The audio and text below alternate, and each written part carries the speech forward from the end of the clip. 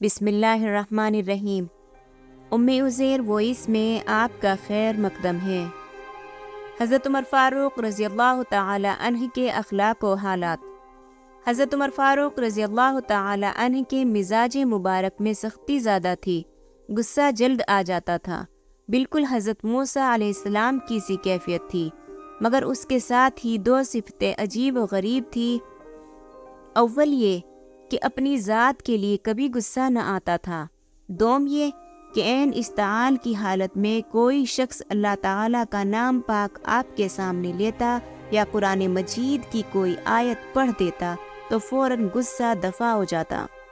جب آپ خلیفہ ہوئے تو لوگ آپ کی سخت گیری سے اس قدر خوف زدہ ہو گئے کہ گھروں سے باہر نکل کر بیٹھنا چھوڑ دیا۔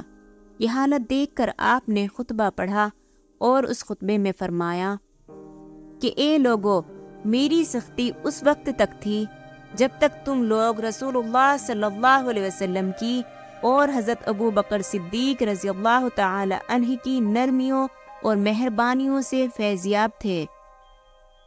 میری سختی ان کی نرمی کے ساتھ مل کر اعتدال کی کیفیت پیدا کر دیتی تھی، مگر اب میں تمہارا والی ہوں، اب میں تم پر سختی نہ کروں گا، اب میری سختی ظالموں اور بدکاروں پر ہوگی۔ اسی خطبے میں آپ نے فرمایا کہ اے لوگو، اگر میں سنت نبوی رسول اللہ صلی اللہ علیہ وسلم اور سیرت صدیقی کے خلاف کوئی حکم دو تو تم کیا کرو گے؟ لوگ کچھ نہ بولے۔ پھر دوبارہ آپ نے یہی ارشاد فرمایا تو ایک نوجوان تلوار کھینچ کر کھڑا ہو گیا اور کہنے لگا اسی تلوار سے سر کاٹ دیں گے۔ اس پر آپ بہت خوش ہوئے۔ خلیفہ ہوتے ہی عام اجازت دی کہ میری جو بات قابل اعتراض ہو سر دربار مجھے ٹوک دیا جائے۔ آپ کی طرف سے اعلان کیا گیا کہ سب سے زیادہ میں اس شخص کو پسند کروں گا جو میرے عیبوں پر مجھے اطلاع دے۔ اس اعلان کے بعد لوگوں نے سر دربار آپ پر نکتہ چینی شروع کی، اگرچہ وہ نکتہ چینی غلط ہوتی مگر آپ اس پر بھی خوش ہوتے تھے اور بڑی توجہ سے سنتے تھے اور اس کا جواب دیتے تھے۔ تواضع کی صفت آپ میں اس قدر تھی کہ اس کا اندازہ کرنے سے عقل انسانی عاجز ہوتی تھی۔ عرب و عجم کا بادشاہ بلکہ بادشاہوں کا فرمانروا اور اس میں اس قدر تواضع۔ خلیفہ ہونے کے بعد منبر پر جو گئے تو منبر کے اس زینے پر بیٹھ گئے جس پر حضرت ابو بکر صدیق رضی اللہ تعالی عنہ کے پاؤں رہتے تھے۔ لوگوں نے کہا اوپر بیٹھیے تو فرمایا کہ میرے لیے یہی کافی ہے کہ مجھے اس مقام پر جگہ مل جائے جہاں حضرت ابو بکر صدیق رضی اللہ تعالی عنہ کے پاؤں رہتے ہوں۔ شروع میں لوگوں نے آپ کو خلیفہ رسول اللہ کہنا چاہا تو فرمایا میں اس قابل نہیں ہوں اور اپنے لیے ایک سارا لفظ امیر المؤمنین کا پسند فرمایا۔ یہ لفظ سب سے پہلے آپ کے لیے استعمال ہوا۔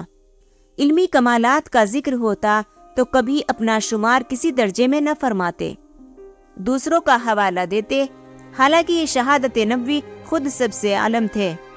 ایک روز خطبے میں فرمایا کہ جس کو قرآن شریف کے متعلق کچھ پوچھنا ہو تو وہ ابی ابن کعب کے پاس جائے، اور جس کو حلال و حرام کے متعلق دریافت کرنا ہو وہ معاذ بن جبل کے پاس جائے، اور جس کو میراث کا مسئلہ پوچھنا ہو وہ زید بن ثابت کے پاس جائے، اور جس کو مال کی ضرورت ہو وہ میرے پاس آئے۔ اگر ان کی عدل و انصاف اور ملکی انتظامات اور فتوحات پر نظر ڈالی جاتی ہے تو حیرت ہوتی ہے کہ وہ کام انہوں نے کیے جن کا کوئی نمونہ دنیا میں ان سے پہلے موجود نہ تھا، اور اگر ان کی دینی خدمت اور روحانی کمالات کو دیکھا جاتا ہے اور صفحاتی تاریخ میں اس جامعیت کی کوئی مثال نہیں ملتی۔ آپ کی خلافت خدا کی قدرت کاملہ اور رحمت واسع کا ایک عجیب نمونہ تھی۔ جو کمالات رسول خدا صلی اللہ علیہ وسلم کی تعلیم و تربیت نے ان کی ذات والا میں پیدا کر دیے تھے، ان کے ظہور کا پورا موقع زمانۂ خلافت میں ہی حاصل ہوا۔ جو وعدے حق تعالیٰ نے اپنے نبی کریم صلی اللہ علیہ وسلم سے کیے تھے، جو پیشن گوئیاں قرآن مجید اور احادیث میں تمکین دین اور ظہور ہدایت اور فتوحات کی مذکور ہیں، وہ باحسن وجوہ آپ کی خلافت میں مکمل ہوئے۔ اگر آپ کی خلافت کے کارنامے اور آپ کی ظاہری اور باطنی کمالات بالجمال بھی بیان کیے جائیں تو ایک دفتر چاہیے۔ Thanks for watching Umme Uzair Voice. Like and share and subscribe. Press the bell icon.